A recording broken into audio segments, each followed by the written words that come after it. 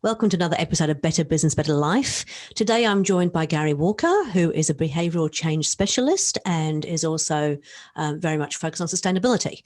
And we're going to talk about the power of our mind. So welcome, Gary. Thank you, Deborah. Now, Gary and I, you may not know, but we actually share an office together. So we often have very interesting talks about various things. And because of Gary's specialty, particularly around change behaviour and what that looks like. So why don't you tell a little bit about what change behaviour means? Thanks, Deborah. Well, at heart, I'm a neuroscience nerd. I love anything to do with the brain and thinking. I've got a background in psychology and hypnosis and a bit of counselling. I then got my master's in NLP, which stands for Neuro-Linguistic Programming. And I realized with my love of everything technology and computers, that if we change a program, we can change its output. Likewise, our brains are wired the way. And if we change the way we think about things and change the way we actually tell ourselves stories, we can change our outcomes. Now, that change works across a number of areas in our life, whether it be health, whether that be wealth, whether that be relationships, but it also applies to business. So maybe we can change the way we think about our business. Maybe we can change the way we think about sustainability. So I've kind of blended them all together. Yeah, it was interesting because when we first spoke and we talked about sustainability, it's like, how does that fit in with what you do? But you're absolutely right. In order to create sustainability, we actually have to change the way that we behave. So it actually has a logical kind of connection. Okay, so before we get started and finding out, how powerful our mind can be and what we can do to actually use that to create a better business, better life, would you like to share with us a couple of things that the listeners can get to know you? So perhaps a professional best, a personal best? Oh, okay, yeah. Well, let's start with a professional best. And I think it's just something that just happened fairly recently because I'm trying to get a little bit more into the sustainability consulting space. I've just had a very large New Zealand top 10 organisation approach me to go and manage a plenary session on sustainability for them. And that's something new, not for them, but not necessarily new for me, but it was about them recognising that I can help facilitate changing thinking in people. So there's a whole group of 30 or so sustainability professionals coming into a room for the day. Yep. And their goal is to go and sort through all the myriad of work streams and come up with some good 8 to 10 plans that they can then take forward. What happens generally is we always get what we've always focused on. And if we do what we've always done, we get what we've always done. Mm-hmm. So the whole goal is for me to go in there and go and challenge their thinking. So I'm going to go and get them to think of how many red things there are in the room, whilst you're thinking of the red things, how many green things were in the room. So just change their thinking, just lift their brain from a standard sort of alpha beta wave through to a more thinking delta wave, gamma waves. And really, that sounds really weird, but it's all about them thinking outside the square. For example, a nice thing that we're going to be doing, which is why it's my personal best, is that one of the things that they're doing, they're in construction. And so I'm going to put a couple of pieces of paper on the table and say, right, off you go and build a house. They don't know that there's a whole Lego set in the corner. I never said to them, only use the pieces of paper. So once they've constructed their house, I say, why don't you use the Lego set? Mm-hmm. God, I hope we're not giving away too many secrets here. We'll find out. Okay, good. and personally, what's sort of been your personal best in your life? Well, this is something different for me. It's because I believe in the power of the mind. I also believe in the power of our mind over our bodies. So as a sideline, and a really interesting sideline, I teach hot hit Pilates. Yes. Which is actually how we met. Yeah, that's truly how we met. And what that means is that I have a whole group of, 30 odd people in a 39 plus degree room, really hot and working it out. And last night I had one of Auckland's top wealth management advisors, one of these people that stay at the top of the PwC tower. And he was in the room. Finished the class and he came up to me and he said, Gary, he said, I don't think I've ever been pushed like that before. He said, you made me believe I can do all these crazy exercises that are done. He says, I'm back, I'm hooked. He says, I've been just so focused on 14, 15-hour days, never giving myself time. He said, you just got me out of my mind. I wasn't thinking of anything. Thank you for this last hour. That was my personal best. That's all I asked for. I want people to get out of their minds and just focus on one thing for that time. If it's just surviving the heat, well, it's just surviving the heat. I think that was my first attempt, was just getting through it. Yeah, it's tough. It's hard. It is. So, in terms of the Pilates and things that you do you actually use any NLP in that? it'd be crazy if I didn't. I know. So tell us a little bit about that. Tell me how that's, for absolute novices, what does NLP really mean? Because I think it's been given a bit of a bad rap at times, as in it can be used to manipulate, but that's not really its kind of purpose. So would you mind explaining how you see NLP and how it can be used in a positive way? Well, I guess manipulate is almost the issue that sits with it. And I think it's the same as the word stress. Stress can be good stress and it can be bad stress. If we are about to be run over by a car, we get a bit of stress in our body endorphins kick in and we jump out of the way. That's good stress. We actually have a good part of our body that changes things. It helps us lift our game. It helps us do things better. It helps us motivate. So there's good stress and there's bad stress. Likewise, NLP can be used for good and bad. And I guess, I don't know if it's been used too much for the bad part of it.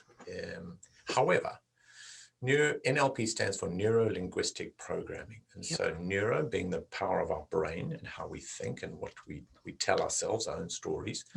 Linguistic is the language we use. And that language is often heard in some people say, oh, I'll never get to this. I'm so busy. I'll never lose weight. That's too tough. All this language that we use all the time. And what happens is our brain stores it. It actually has the neurons that fire together, they're wired together, and we've got like this pathway that we develop inside the brain that says, we've said this enough times, and it actually wires it that way. And as much as we set ourselves habits and we set ourselves, this is what I'm going to do, and we have all the willpower in the world, when our neurons are firing together, tough as anything to break it. So neuro-linguistic program is a little bit of manipulation. It's about looking at those neurons, rewiring them, and manipulating a different kind of outcome. Could you manipulate for people to do buy things, market things? Yep, probably. And I think that we do that anyway. I'm seeing it all through the place, whether they call that NLP or not. It's about positive marketing. Buy this and your life will be better. We used to do that in the 70s and 80s. They used to have cigarette smoking. Do this, and doctors will tell you look great. That's what's going to happen. So I think we realize that it can happen, and the power of our mind is really strong. So how did you get into it? Like what drove you towards learning more about the brain and the mind? In the mind. To be fair, I did a little bit of hypnosis at school. I'm going back thousands of years when I was at school. And I realized how just by doing a small course and getting a person to think differently could change them. And they really did some crazy things under hypnosis. When I was at university, we did a little test, and this was the subject of my thesis. I wanted to understand stress. Wired a few people up using some form of heart monitor, doing skin galvanic response. And they said, right, make yourself That's sweat. You're talking about sweating, right? Yes. It's a big loop here, back to the sweat the other day. And I said, right, let's try and increase our heart rate, increase our galvanic response. Let's create stress in the body. And I had 50 or 60 odd people do this. And the average increase was 5 to 6% just by thinking of stressful stuff. We then put people into a hypnotic state. And under that hypnotic state, first of all, through a discussion, discover what made them stressed. Seriously, it was weird things. Sometimes it was burglary, sometimes it was traffic. And if I ever ask people what their biggest peeve is, mostly it's traffic, mostly it's waiting in a queue. It's just silly little things, but it's stuff that stresses people. And so under hypnosis, I'll put them into those circumstances. I'll either put them in the dark alley with the scary people, or I'll put them in a horrific traffic jam and they're a few hours late for the next appointment. And every single one of them, their galvanic skin responses flared, their heart rate went up, and they completely developed a huge bodily response to something that was entirely in their mind. Entirely in their mind. And so I realized the power of the mind over our body is so crazy. More recently, and I'd like to talk this story, they did a study with coffee drinkers. I know you like coffee. I do like coffee, yes. Do you have the best coffee here in these offices? And they took group A and they took group B and they put them all in the same room. And group A, they showed them their coffee urn on that side. And group B, they showed it on the other side. And they said, guys, we're going to test the effects of caffeine. Group A, you're getting caffeinated coffee. Group B, you're getting decaffeinated. And then what we're going to do is we're going to do some reaction time testing where they drop like a ruler between your hand and you have to catch it, and a few other sort of tests. And whilst I was going in the background, they had the TV showing the effects of caffeine being heightened reaction times, faster thinking, etc., etc. Anyway, as it turns out, group A, 40 to 50% increase in all those reaction times. Really good stuff. I said, right, there we go. We proved the power of caffeine. No, no, no. Just as a part of the experiment, both A and B were both subject to decaffeinated coffee. I thought that'd be the case. Yeah, okay. There's the power of the mind of group A that said, right, I've got caffeine in me. I can do this faster. And it's a placebo effect in medicine as well, isn't it? Some people actually can think themselves better. Correct. Yeah. And so that's effectively what power of the mind is. It's about saying, okay, how can we change our thinking neuro-linguistically? How can we change what we say, what we think, reprogram ourselves to do better? So better life, better business. So talk me through the process you would go through with somebody. Let's just say that I came to you and I said, hey, look, I want to get fitter and healthier. What would you say to me? In a nice way, please. Oh, yeah, fair enough. I think that generally people wouldn't come to me in that state. Right. What generally happens is people get to a space where they are highly stressed, or there's something that has caused them to now make a decision to change. Okay. So it's very important. Okay, for Deborah, why now? Why not yesterday? Yep. Why have you left it for so long? What is the case? What is it that's really caused this? And often it'll be some moment or something that has happened in somebody's life that has caused them to reach this moment. A good example would be a weight process. Somebody said, I've got to lose. Why now? Yep. Well, I'm going away in 5 weeks' time and I need to look like this. Okay, well, that's why now. Yep. We have a moment of stress of something that comes into us. So my first process is very simple. Stop. Breathe. Sit back and just go, okay, cool. There's the stress. Is it helping me in any way? Just recognize the drama, recognize the story you're telling yourself, and this willpower to change it. Just recognize it. Mm-hmm. We then measure it. So the second step is just saying, okay, well, where are we? Well, we're weight change. We want to lose 5 kilos. If we want to get more money in, where are we financially? What sort of rock have we hit? If we have an alcohol problem, how many are we drinking? Yep. If we are eating wrong, generally sleep is one of my biggest challenges. Yeah, sleep's a big one. We tend to look at things in 3 buckets: health, wealth, relationships. Sleep would fall into a health thing. Yep. How many hours of sleep are you getting? Are you stressed? Are you thinking? So what is that cause you to do this right now? Mm-hmm. Well, I saw your name and it came up and I decided to phone you. Well, why haven't you phoned somebody before? Well, I got to work and I fell asleep at my desk. Okay, so now we have the reason. There's a real trigger point there. A real trigger point. Yep. So then let's just use sleep as a great example. So first of all, you stop, recognize where you are and own it. Mm-hmm. Often people bury it. It's because we just had the relationship, we just had the merger, we've done this, it's a new business. We're a lot on at the moment, all those things. Yeah. We justify the crap out of things, to be quite fair. Yep. And I think that's always the first step, is recognize the drama, recognize the story that we tell ourselves. Okay. And recognize that moment. An easy way to do this, and I'm going to explain this in the easiest way possible, is in the traffic. And this is, you'll understand this. We're driving along, we get to the traffic light and somebody cuts us and goes into the next lane. And straight away, our blood starts to boil. We are angry. We are so, so angry. Yep. And we are the ones that are owning the stress. Mm-hmm. That other person who happens to have had a sick child in the hospital and wants to get there fast enough, he's owned none of that. Yep. None of that he cut you off. He's going to go look after his child. He doesn't own any of the stress. You're the one that owns it. Because of that bastard that cut me off. Yep. So where's the problem lies? So again, it comes down to recognizing and acknowledging that the problem lies with you and not with the other person, because often we externalize problems externally to ourselves. Mm-hmm. So recognizing it sits with us, so saying, actually, I've got a problem with sleep. Yep. The minute we do that, we then start measuring how many hours are you getting, how many would you like, what is going on for it. So we really sit and we actually get very clear on what the problem is. We get clarity. Mm-hmm. On what we want to have instead. So I say, what do you want instead? I don't want to not sleep. Well, that's not really clear on where you want to go. And in a business sense, we'd say it's not measurable either, right? So how do you know when you actually got there? What was the success look like? Yeah. Yeah, what is success? In fact, I've had that before. I had somebody come to me and they said, well, I'd like to lose weight. I said, all right, let's stop eating for the next 24 hours and my job is done. It's going to happen. Mm-hmm.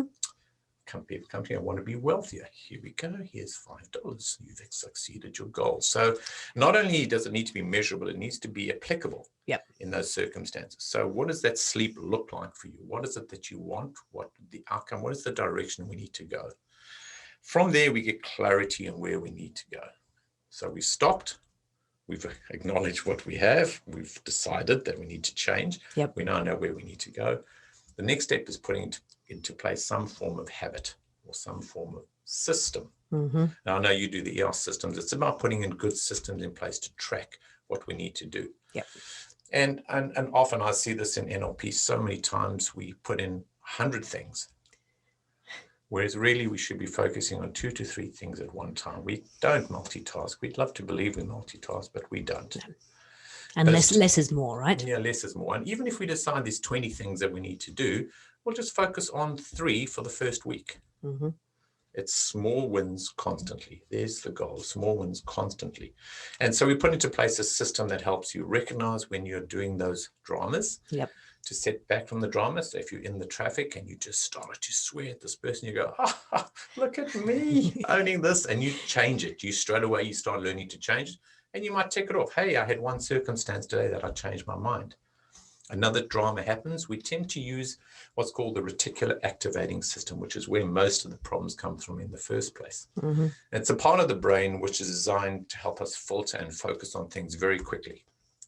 And what that does, and some people might have seen this, you buy yourself a white Toyota Corolla. What do we see on the street? White Toyota Corollas. So the RAS works the same way. It actually filters everything else that you're seeing all the time and lets you only see what is in your mind. So if you're focused on the fact, I'm never getting a job, I'm always gaining weight, I'm never eating the right stuff, relationships, which is the biggest thing, I can't seem to hold a relationship, guess what you see in your life? You see exactly that. So we change our habits to look at a couple of positive things and aim ourselves there, and always bring ourselves back with a laugh and a giggle, make it fun, and change our way that we see things. Small habits constantly. And to make sure that that sticks, and I think very similar to what you do, we put in accountability. That accountability could be for yourself. It could be a morning gratitude journal. It could be spreadsheets. I love spreadsheets. And then we share spreadsheets with people. Like, hey, tick the box when you did this. Get yourself a coach. Get out there and start making yourself accountable, and set yourself small goals with little celebratory wins. Allow cheat days. Just be kind to yourself. So those are kind of the processes that I go along. And as a coach, when people come in, I sit down, go through that whole process, maybe throw in some hypnosis if they really want to have hypnosis. And some people say hypnosis doesn't work. Guess what? They're right. It won't work.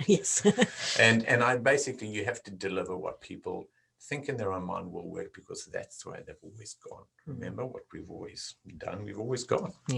It's really interesting. I was reading an article the other day, I can't remember if it was in HBR or something, about being able to program your brain to delete things, because your brain actually naturally has to delete things. It cannot possibly hold all the information that we actually gather every day. And so it's the things that we focus on, other things it will go, well, I must need to store this because you keep thinking about it.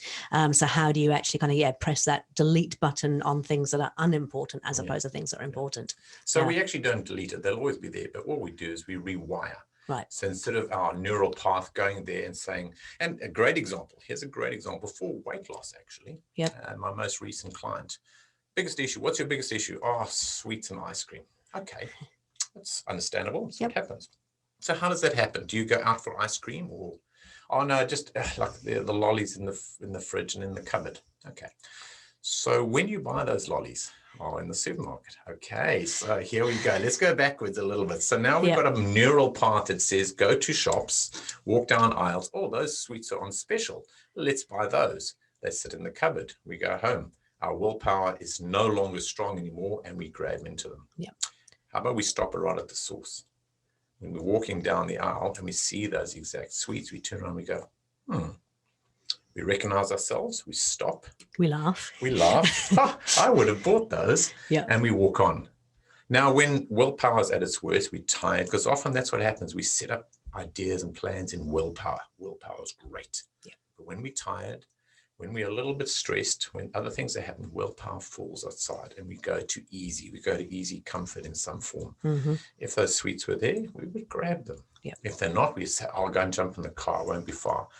Look at me jumping into the car, put the keys down. Even if you wait for 5 more minutes, give yourself that pause, that space between action. Yep. That's all we're looking for, small habits constantly. Fantastic. So can you give me an example how you might use it in a business sense? So we talked about stress, and I should imagine, because all my clients are business owners, they can certainly be affected by stress. How would you use what you do to change that? So I think it comes down to the way that people are interacting with others in the office. And so first of all, getting ability where you actually stop. Yep. And stop doing the stress, stop doing the drama. So getting very clear on where you need to go, yep. Focusing very clearly where you go and on your processes to get there. So making sure you can measure where you're going, making sure that you can actually take time out to actually put together systems and processes that help you get to where you need to go, but without diving into the stress. The minute you see yourself stressful, take yourself out for a walk, take those breathings, look for what's positive and where you can change things. I always think at any one stage, if you feel that in business, refocus on where you've got to go. Often we get so buried on just trying to be busy for busy's sake that we forget to stop. Get outside, stop looking at your phone, just focus. Where do I need to go? Okay. So reconnecting with your why, your vision, is that what you're saying? Is having that giant. We talk about clarity breaks, and that's about getting away from everything for a couple of hours, blank piece of paper, and just allow your mind to not be distracted. Spot on. And I think the issue nowadays with business, with what I see, and for example, the session that I'm facilitating, is that everybody's so busy being busy. That they don't stop, they don't take that moment aside from it, they don't think outside their square of not using that piece of paper, but using the Lego blocks in the corner. Yep. And that comes through phones, and that comes through our natural ability to always think, oh, I've got 5 minutes now, let me get onto my phone. Yep. We always on, and I'm not banging on phones, I'm not banging on technology, I'm the biggest techno nerd in the world, but we don't give ourselves space. Yeah. And I think sometimes that space is what's important, even in business, is to actually recognize where we've got to have some space. Probably the 2 biggest clients that I've had around a business has often been, as much as we can blame the company, we always have to look to ourselves for the responsibility here. One of my clients fairly recently, great job, good 3 to 4 figure income, really, really strong, but very upset with the process, not happy with the job. And that's very common to go. Yep. Sitting there going through a lot of the process, realize that you're not actually living to their purpose, to their why. So the values of the organization weren't matching their own personal values. And I think that to me is a very big thing, is values alignment. Yep. And when your why matches what the company whys, and the company is demonstrating what really means to you, that's when you give it your all. Yeah. It's interesting, isn't it? Because often I talk to business owners and we talk about that exact thing, but almost in reverse. So getting the right people into the business to do the right roles. I suppose it must be a bit scary. I mean, finding out that you're in an organization that doesn't align with your personal values. I mean, it's easy for a business owner to say we need to get rid of people because they don't fit our values. But the other way around, waking up one day and suddenly realizing that actually your values don't fit in with the values of the organization. Where do you go with that? Well, I'm going to change the word that you just said there. There's NLP at its best. You see, that's very scary. Yes. So I think that's the point of it, is actually raking up and going, well, this organization, A, uses 1 million pieces of plastic. It's just purely got sustainability greenwash. I, at heart, am doing something by the right things. So that what it is, it's a realization. Hang on, can I change this organization from within? Can we go and modify the values? If we cannot, then are we being happy by staying here and actually using that as a learning experience?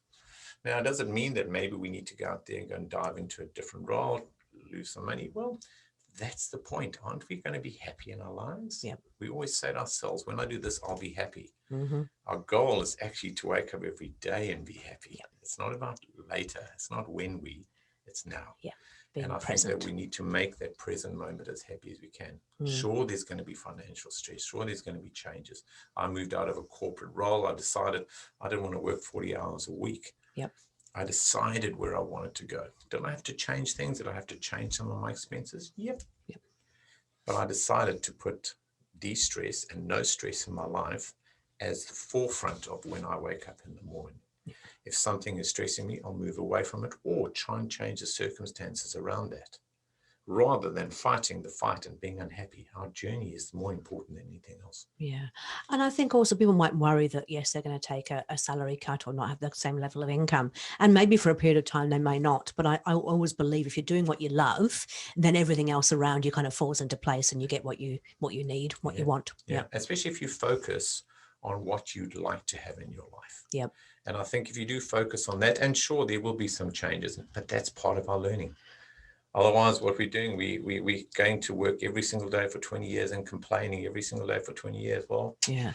Who's the one in traffic getting upset there? Okay? And life's too short, right? Because who knows what might happen. So what tools do you use yourself personally? Because we talked about, being in the present moment, having gratitude, keeping focused on your why. What are the sort of tools that you use yourself? It's interesting. And I think that I'm all one for systems. So, for example, I've got my Panda planner that I use to plan out my day, and then I might do some reflection on that. I use an online diary called Agenda that I sit and I just map out my days and I track all my clients and things like that. And that's all technology to help me. Yep.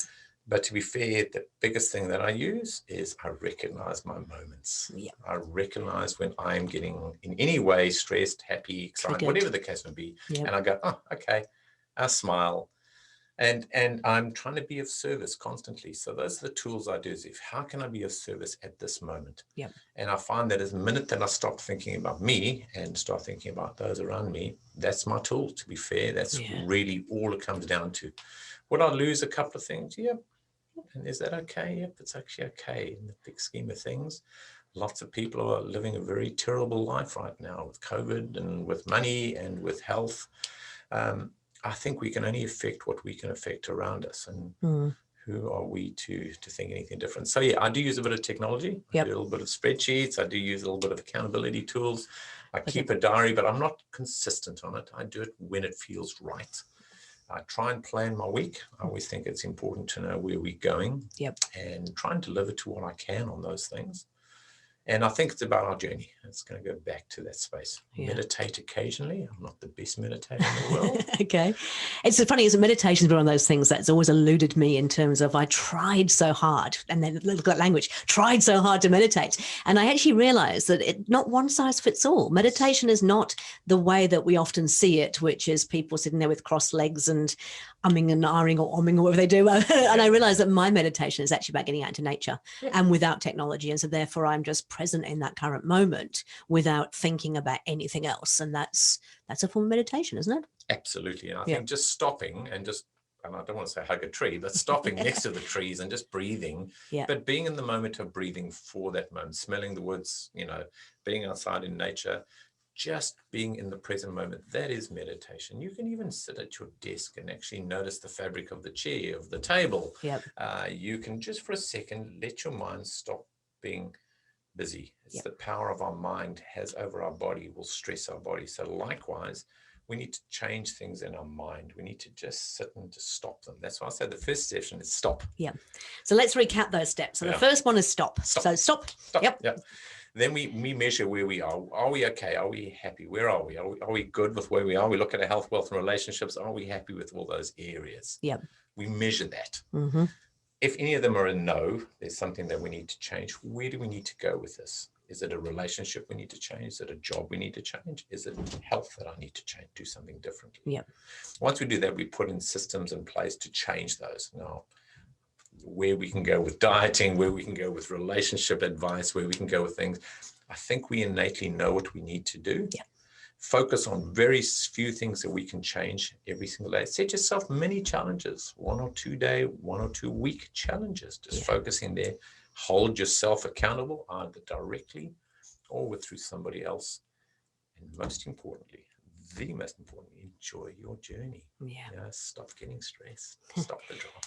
It's interesting because you and I spoke a little while ago about how similar it is to what I do in a business sense. And I really think it is, because we think about the EOS journey that I take people on. It is about, first of all, stopping, because it means something's not working. So you need to stop and go, what's going on? Yeah. It's about really clear on that vision, that clarity of where you want to be, looking at what's working, what's not working, breaking things down to bite-sized chunks. We call them rocks, but just things that you can, less is more. And then measuring accountability to make sure that you're actually getting those things done. So Yeah, it's really interesting. Yeah, so very similar. So Yeah. personal life, business life, and I think that's the whole point with better life, better business. And I think that those two are completely interchangeable. And it's about us recognizing our part to play. Yeah. And I think we talk about, work-life balance. And I've always actually said that I'm not sure it's about balance, because balance to me makes it feel like the scales have to be absolutely equal. But again, it comes down to the individual. What's really important for you, and where does that balance sit with you? It may not be 50-50, but it's about getting that right and making sure that they work together as opposed to work against each other. That's my version of balance. I think that's spot on. In fact, a great example is probably my most recent client. They were launching a new project and needed to put in 50, 60 hours a week. Yep. And the concept was needed to get this done in order to have the longer goal. So for a while, work-life balance was, I'm going to put in 60 hours a week, but enjoyed the journey. Yep. Because I have a mission. I know when this is going to finish. And in between, I'm going to take my hour. So this is what this wealth guy was doing. He took his hour for his own self. Yep. And took the time out to make sure that his health, wealth, and relationships. If you wake up and focus on getting your health, wealth, and relationships all sorted, you will be fine. So make sure you feed your spirit, mind, and body all the time, feeding it the right way. Yep. And then occasionally we will say, actually, I'm only going to work 24 hours this week. Yeah. And get off our phones, get off the stuff that makes us busy. Yeah. When we lie in bed, learn a new process before we go to sleep of actually showing some gratitude for what we've had amazing through the day. Just sit in your mind and kind of do what you started today off. What's the best thing that happened to me today? Yeah. Bring it to mind, have some smiles, close your eyes, and your brain says, hey, but what about, well, no, I'm quite happy where I am. Thank you very much. Yeah, exactly. Yeah. And I actually think using the word is actually a fabulous thing. Okay. If you say you want to learn to meditate, sit down, Deborah, I want to do 20 seconds of meditation. Okay, let's go. Blah, blah, blah, blah. Yep. Perfect. Oh, that's fantastic. So the ideal sort of person that you like to work with, obviously you've got individuals, we've also got businesses as well. Just describe a little bit about the ideal client for you that you, because you're all about helping. What does that look like? Well, I think I call myself a change behavior coach, and the whole goal being the fact that some people need to change personally, some people need to change at a business level. Yep. And so the ideal client is somebody who's recognized that they'd like to make that change. I always think that there's a role between a therapist and a coach. A therapist is somebody who helps somebody off the ground where they are just stuck in one simple area. And a coach helps a person who's already standing, looking around, not sure where to go, and helps them start moving. A performance coach helps people run. Yeah. So those are the three. I tend to prefer working under performance, where people are really wanting to elevate their business, to leverage what they're already doing. Somebody sitting with something that they want to try and get off the ground. That's where I like to work. I like to work with businesses that want to change their thinking. Yep. So go through a process of creative thinking. So that's ideally, it's a small business, something that where people are looking to try and change their thinking and do a little bit of a neuroscience, nerdy kind of space, which I really love. Yep. And I'm also looking for individuals who want to make a change, and I've actually got the desire to do that. I don't like people who don't take any responsibility. And that sounds really silly. No. The first part is taking responsibility. I don't want to change. Well, if you don't want to change, you ain't going to change. That's exactly right. I love it. I've had so many smokers arrive with me, or drinkers that say, well, my wife wants me to do this. Yeah. Well, awesome. I'll take your money, but I'm not guaranteeing any results here. Yeah, you've got to want to do it yourself. Yeah, I completely agree. Yeah. Okay, how do people get in contact with you, Gary, if they'd like to have a chat to you? All right. Well, the easiest one is just going to be through my central website, which is garywalker.cloud. .cloud. Okay. Yeah. So that kind of sends, that's right. So kind of it's me in the cloud, and it sends people through to sustainability work that I do. It sends people to some of the coaching that I do and some of the speaking that I do. But it's all about service. I'm just looking to try and get out there and help others. That's really my goal in life. That's wonderful. Hey, look, thank you so much. Really appreciate you spending the time with us. That mind is an amazing thing, isn't it? That's wonderful. It's really good. Power of the mind is so strong in both ways, unfortunately. Yeah. Yeah. Thank you very much, Gary. Appreciate it. Thanks, Deborah. Cheers.